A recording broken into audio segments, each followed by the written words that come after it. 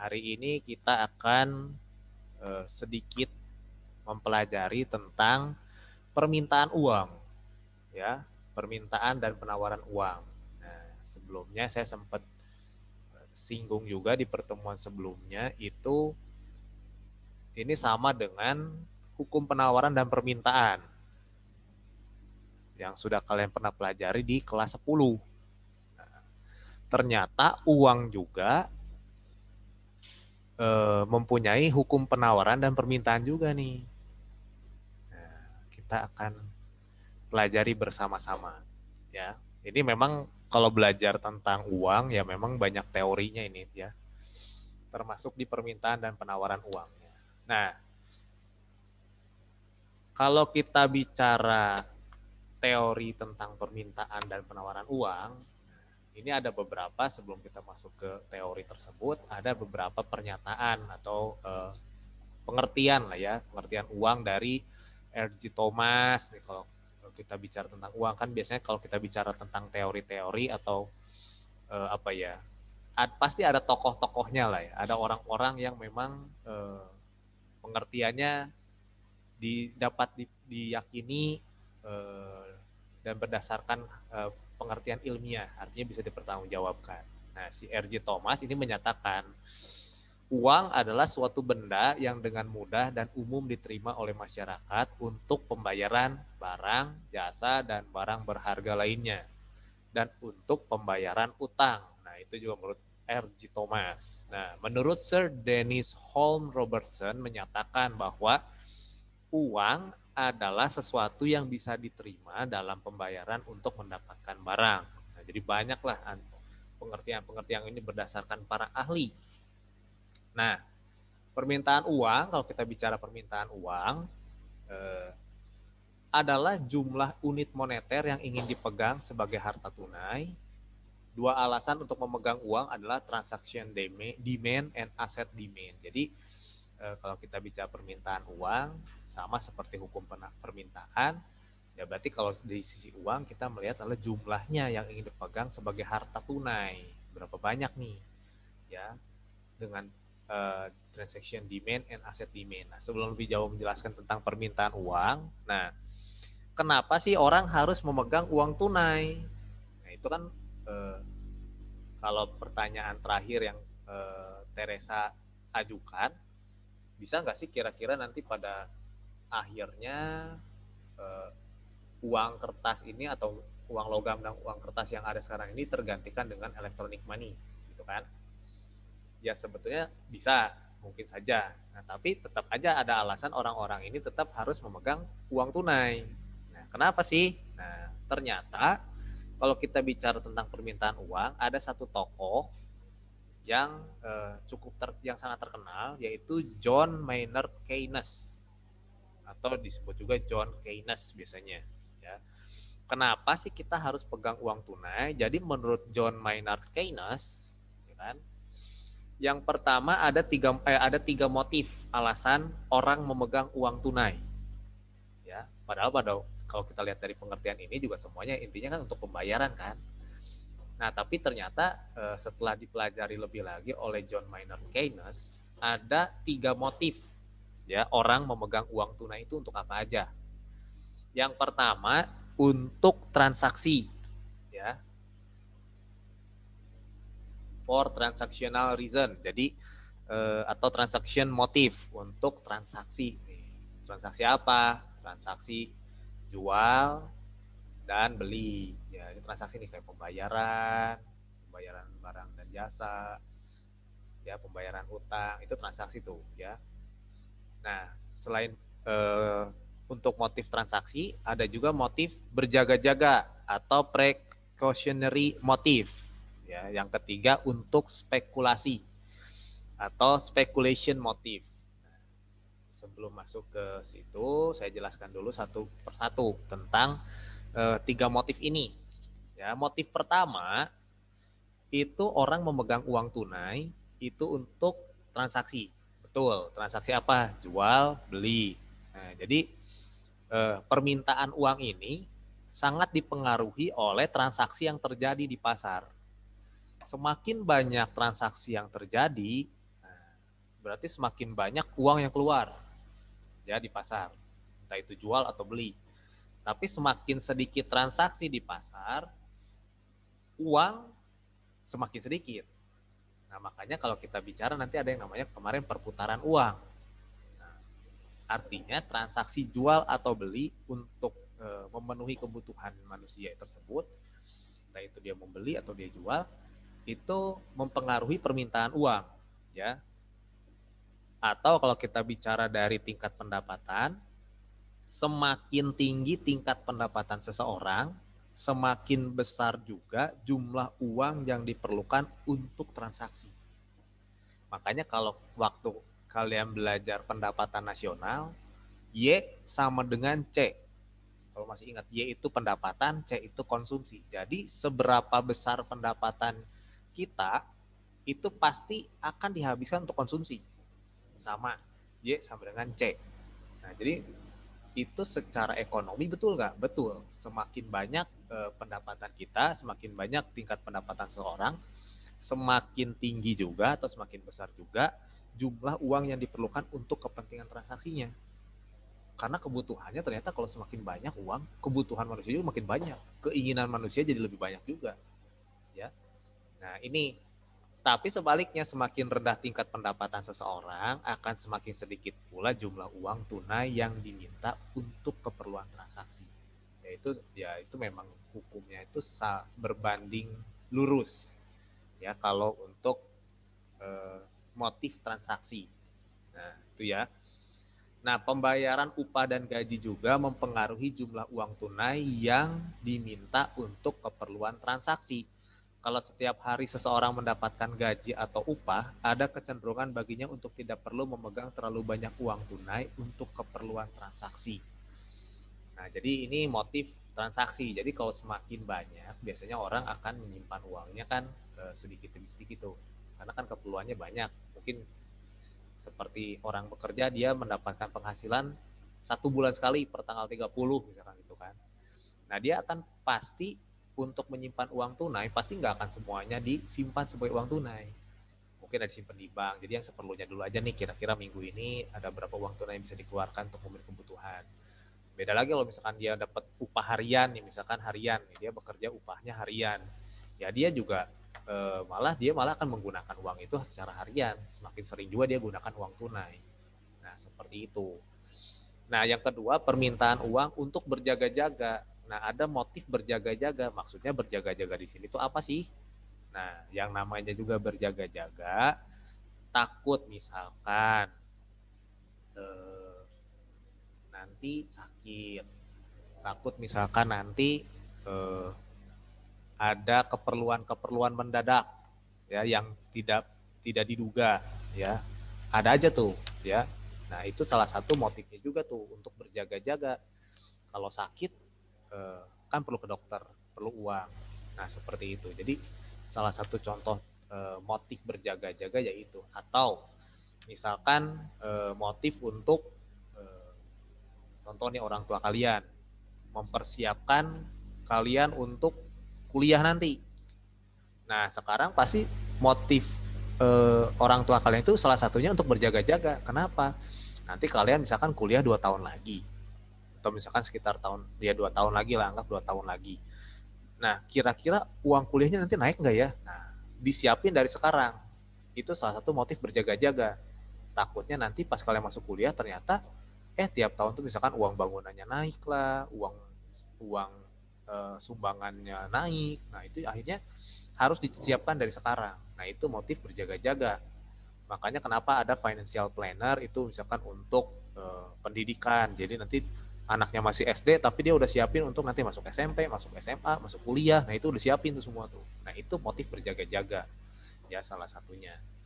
Nah, yang ketiga, permintaan uang untuk spekulasi. Ada juga orang-orang ini memegang uang tunai itu untuk motif spekulasi atau memperoleh keuntungan. Nah, uangnya ini digunakan untuk misalkan nyimpan uang di bank dengan harapan dapat bunga kan, dapat keuntungan. Nah, itu termasuk motif spekulasi, atau misalkan uangnya dipakai untuk Selain di bank mungkin untuk transaksi misalkan beli emas. Wah, harga emas lagi turun nih hari ini nih, beli, kita pakai.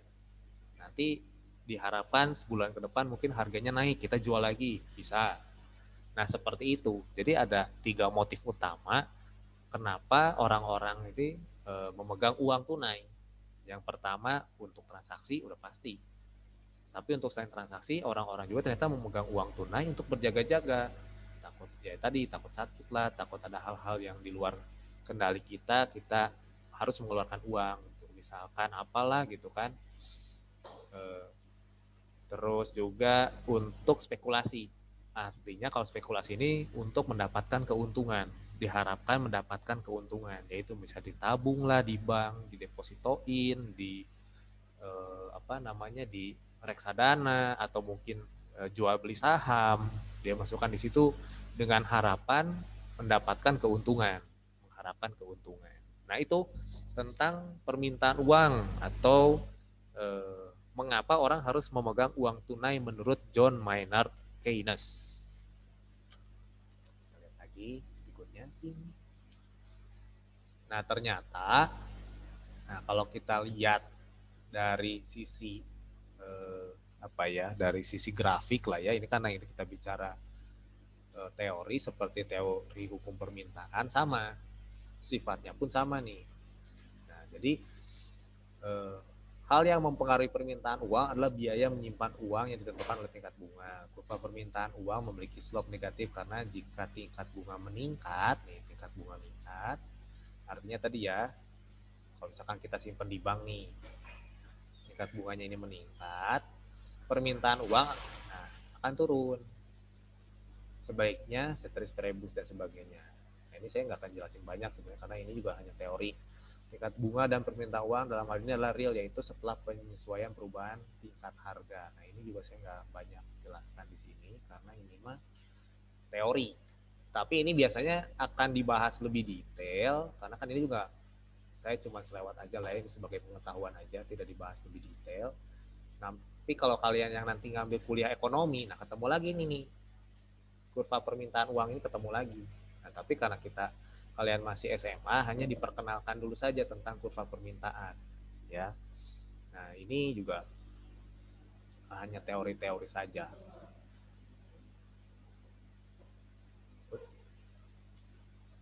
Sama bagaimana kok bisa bergeser, ini sama seperti hukum permintaan, sifatnya sama, ya. Nah, tapi di permintaan uang ini ada beberapa teori yang bisa kita ketahui, ya. Yang pertama, teori permintaan uang menurut Irving Fisher. Itu ada di buku tuh.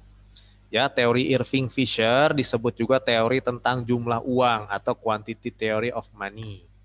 Teori ini menyatakan bahwa dengan anggapan tingkat perputaran uang, nah ini jadi bagaimana menghitung perputaran uang, ya, dengan jumlah transaksinya, dengan tingkat harga yang ada, dan dengan perkembangan jumlah uang yang beredar atau dapat ditulis sebagai berikut. Nah, ada rumusnya tuh ternyata. Cara menghitung perputaran uang. Nah, jadi kalau menurut Irving Fisher, nah M itu adalah jumlah uang yang beredar. Nah, ya, dilambangkan M itu dengan jumlah uang yang beredar, lalu ada V. V ini adalah tingkat perputaran uangnya. Tingkat perputaran uang. Nah, ini ternyata bisa dihitung nih. Lalu berikutnya, biar sedikit geser. Tingkat perputaran uang. Nah, berikutnya itu ada P. P ini adalah price atau harga.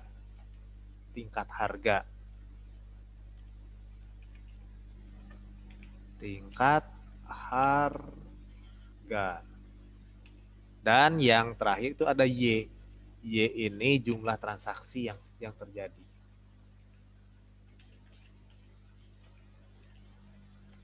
Nah, kalau diformulasikan nih, intinya kalau dirumuskan, Itu rumusnya seperti ini nih. M dikali V harus sama dengan P dikali Y. Nah ini menurut Irving Fisher. Jadi bisa dilihat nih jumlah uang yang beredar di pasar. Ya, kita dilihat nih tingkat perputaran uangnya. Makanya kan ada indikasi perputaran uangnya cepat, perputaran uangnya lambat. Nah itu bisa dihitung, diukur.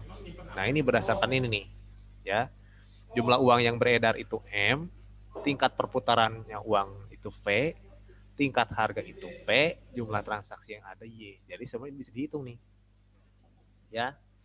Nah, ini dengan melihat persamaan ini dapat diketahui bahwa terdapat hubungan langsung antara jumlah uang beredar dengan tingkat pendapatan nasional.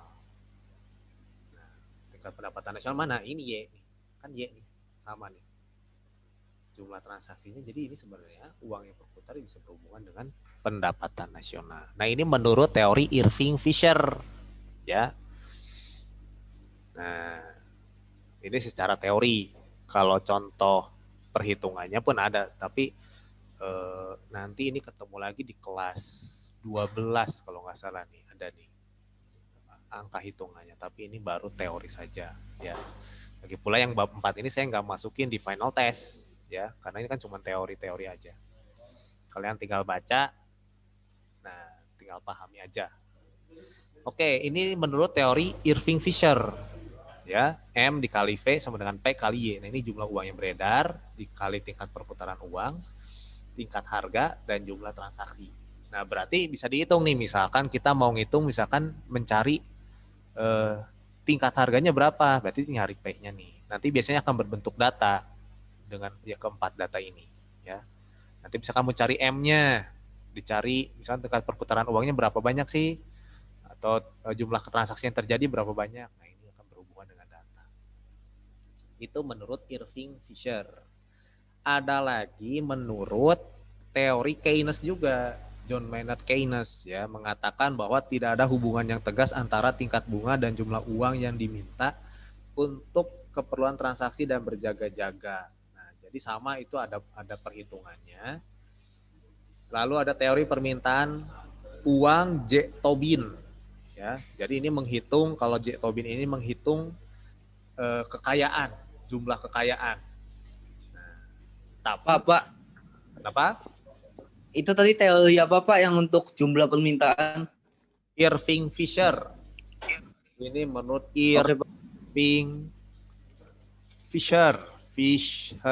Nah ini, pokoknya kalau kita bicara teori permintaan uang, ini yang paling terkenal. Teori Irving Fisher. Nah ini yang dihitung. Ya. Nah, ini tentang teori permintaan uang. Lanjut berikutnya. Oke, ini udah ya, saya clear dulu ya.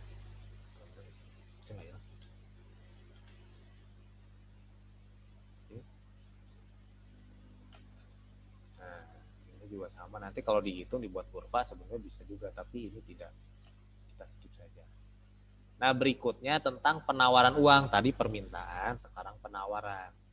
Kalau tadi permintaan uang ini adalah jumlah unit moneter yang ingin dipegang sebagai harta tunai. Ya, itu permintaan uang, artinya jumlahnya yang akan dihitung sebagai harta tunai, berbentuk tunai ya, yang ingin dipegang sebagai uang tunai. Kalau penawaran uang, oke. Nah, kalau penawaran uang adalah jumlah uang yang tersedia dalam suatu perekonomian. Penawaran uang adalah tugas Bank Indonesia yang dilaksanakan melalui kebijakan moneter. Nah, kemarin tuh baru di bisnis tadi kita bicara tentang kebijakan moneter yang berhubungan dengan ada uang, nih benar ya, jadi ada uang kartal, uang giral.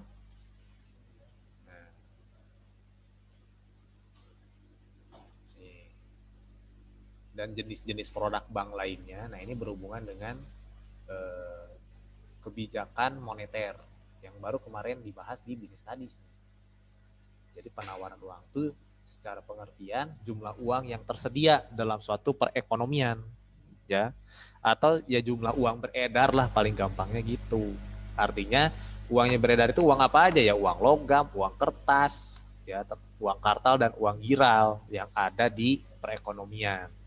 Ya, uang kartal adalah uang logam dan uang kertas. Kalau uang giral itu uang diciptakan oleh bank umum untuk memberikan kredit kepada nasabah. Nah, ini bisa berbentuk rekening. Ini nih deposito jangka panjang, ya, obligasi dan sebagainya. Nah, ini ya. Nah, jadi kalau kita bicara penawaran uang, ingatnya kebijakan moneter berhubungan dengan uang perputaran uang. Jadi kalau kita lihat dari pengertiannya atau dari secara keseluruhan, semakin tinggi tingkat bunga, karena kan moneter berhubungan dengan rate ya, Bank Indonesia, tingkat bunga, suku bunga, tingkat suku bunga. Nah, jadi semakin tinggi tingkat suku bunga, bertambah juga jumlah uang giral yang beredar dalam masyarakat. Nah, jadi dengan sendirinya secara keseluruhan jumlah uang yang beredar juga bertambah banyak. Nah, itu secara teori. Nah, ini kurva penawarannya sama, berbentuknya sih sebetulnya sama. Kalau tadi slope-nya negatif, ini slope-nya positif karena berhubungan positif dengan tingkat bunga atau bunga real dan ceteris paribus. Artinya kalau misalkan tingkat bunganya naik, nah kuantitas uang realnya makin banyak kan? Makin banyak. Kenapa? Karena orang pasti akan banyak nabung di bank, ya. Nah, seperti tadi. Nah, ini juga ada pergeseran, kita tidak bahas sedikit. Nah, ini yang sudah saya jelaskan. Faktor-faktor yang mempengaruhi permintaan uang, kebutuhan bertransaksi, berjaga-jaga, dan berspekulasi. Nah, di sini ada beberapa faktor-faktor yang mempengaruhi penawaran uang. Ya. Pertama, tingkat bunga. Ya, tingkat bunga mana? Bunga di bank. Ya, ini mempengaruhi penawaran uang. Artinya mempengaruhi jumlah uang yang beredar di perekonomian, di masyarakat nih, tingkat bunga. Semakin banyak, semakin tinggi tingkat bunga yang ditetapkan oleh Bank Indonesia, ya, suku bunga bank dan sebagainya, itu orang kalau sangat tertarik dengan bunga yang besar kan, tadi ada motif untuk spekulasi, makanya orang bakal banyak nabung di bank. Artinya kalau orang-orang udah banyak nabung di bank, uang yang beredar di masyarakat akan sedikit karena terserap ke bank. Nah, tapi kalau tingkat suku bunganya turun, orang jadi males menabung. Kenapa? Ya iyalah bunganya kecil, nabung nanti belum dipotong administrasi, belum dipotong apa. Nah, orang bakal menggunakan itu untuk transaksi. Artinya perputaran uang atau jumlah uang yang beredar di masyarakat pasti lebih banyak. Ya. Tingkat inflasi juga ini mempengaruhi penawaran uang. Jelas, kalau inflasinya tinggi, nah, berarti uang yang dikeluarkan atau uang yang ada di perekonomian banyak nggak? Banyak. Kenapa? Karena harga kan naik, harga-harga naik. Sedangkan uang atau pendapatan masyarakat kan tetap nggak berubah. Nah, kalau inflasinya rendah, nah inflasi rendah pun, nah sebenarnya ini mengurangi jumlah perputaran uang. Karena ya semua terpenuhi, harga barang murah, kebutuhan manusia terpenuhi. Lalu yang mempengaruhi penawaran uang lagi, artinya yang mempengaruhi jumlah uang yang beredar, ya, uang kartal dan uang giralnya, tingkat produksi dan pendapatan nasional juga yang mempengaruhi nih. Ya, jumlah yang diproduksi berapa banyak nih? Ya, kalau produksinya banyak, berarti pendapatan nasional banyak kan? Ya, karena produksinya banyak nih akan barang dan jasa, masyarakat membeli. Nah, perekonomian dari hasil perekonomian tersebut sebagai pendapatan nasional. Nih, pendapatan nasional pun bertambah. Kalau kalian masih ingat, kita belajar tentang pendapatan nasional ya di bab 1. Sama. Lalu kondisi kesehatan dunia perbankan. Nah, ini juga sama nih, mempengaruhi. Ya, contohnya kalau misalkan banyak apa ya, istilah keberhubungan dan keamanan sebuah negara lah ya. Kalau misalkan negara tersebut aman, ya banyak investor mau menanamkan modalnya. Tapi kalau misalkan negara tersebut dalam suatu negara banyak terjadi kerusuhan, demo dan sebagainya, situasinya tidak kondusif, investasi pun investor dari luar tidak mau masuk. Nah, ini juga mempengaruhi nih kesehatan dunia perbankan. Ya. Lalu nilai tukar rupiah juga mempengaruhi. Ya, karena ada tadi motif orang-orang itu untuk spekulasi. Ya. Ada yang orang melakukan transaksi uang tunai itu di nilai tukar ini, ya, di kalau kalian masih ingat exchange rates. Nah, itu masih menjadi motif juga, mencari selisihnya, kita beli berapa, kita jual berapa, gitu kan, mencari selisihnya untuk mendapatkan keuntungan. Nah, ini faktor-faktor yang mempengaruhi penawaran uang.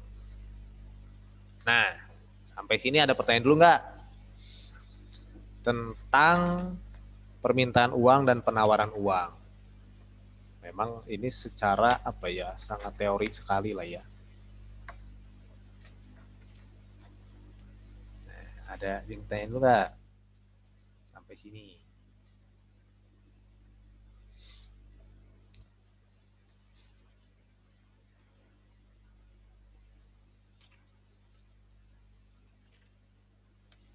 Ada?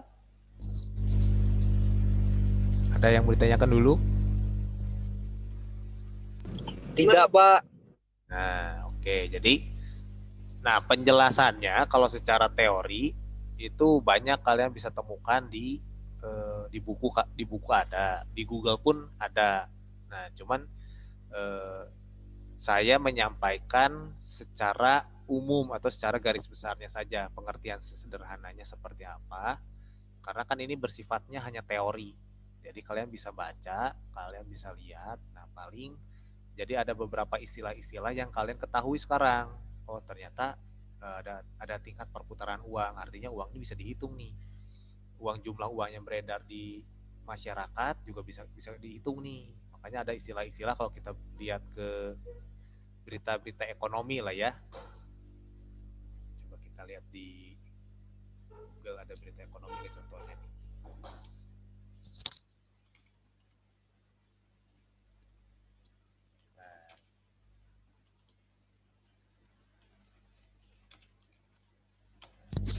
Ya, kita lihat di berita berhubungan tentang perputaran uang.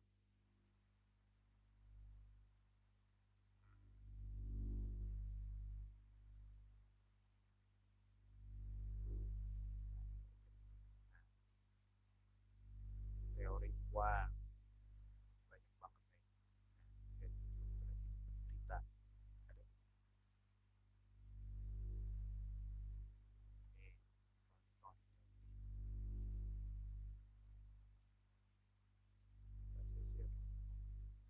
Nah, contohnya nih ada berita kayak gini. Ya, hari Rabu nih, 18 November.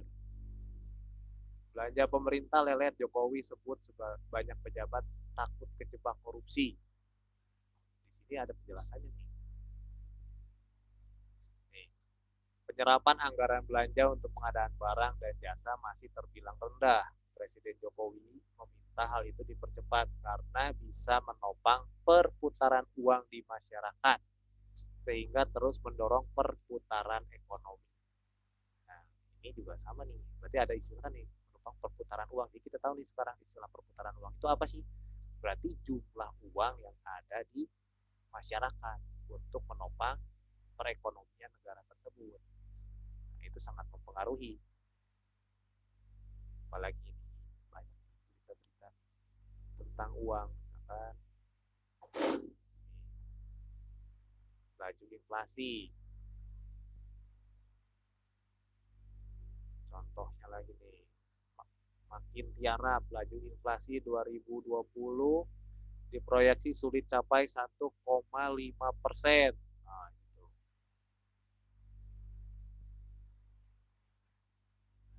sini beritanya tentang tingkat inflasi ini. Meski permintaan pada sisa 2 bulan lagi diproyeksi akan meningkat secara bertahap. Berarti udah tahu nih hukum permintaannya nih. Nah kayak gini nih berita-berita kali ini berarti kalian sudah bisa menjelaskan, ya, udah minimal sudah ngerti lah apa yang dibicarakan. Ini kan di berita-berita ekonomi nih, bahasa-bahasa ekonomi. Jadi minimal kalian sudah tahu nih kalau ketemu nih inflasi, ada lagi tadi ada ini year of year, ya, inflasi lagi dan sebagainya, komoditas. Ini bahasa-bahasa ekonomi. Tapi jadi kalian sudah tahu sekarang tentang teori-teori seperti itu. Makanya kalau memang kalian berminat mempelajari lebih detail, ya harus kuliahnya kuliah ekonomi. Nanti dipelajari lebih lengkap, ya, bagaimana cara hitungnya, bagaimana nanti penerapannya dalam sebuah perekonomian sebagai dasar untuk mengambil kebijakan. Nah, itu dipakai itu semua, ya. Karena tadi berhubungannya ada tingkat harga, tingkat produksi, tingkat inflasi, ya itu kan harus hitungan semua tuh. Gitu. Oke, cukup kayaknya hari ini. Kita masih ada pertemuan sekali lagi ya hari Senin ya. Nanti paling hari Senin ya sisanya lah tentang inflasi, deflasi, sama ada laju. Bukannya masih ada ya Pak hari Kamis ya kalau nggak salah. Senin. Senin ya.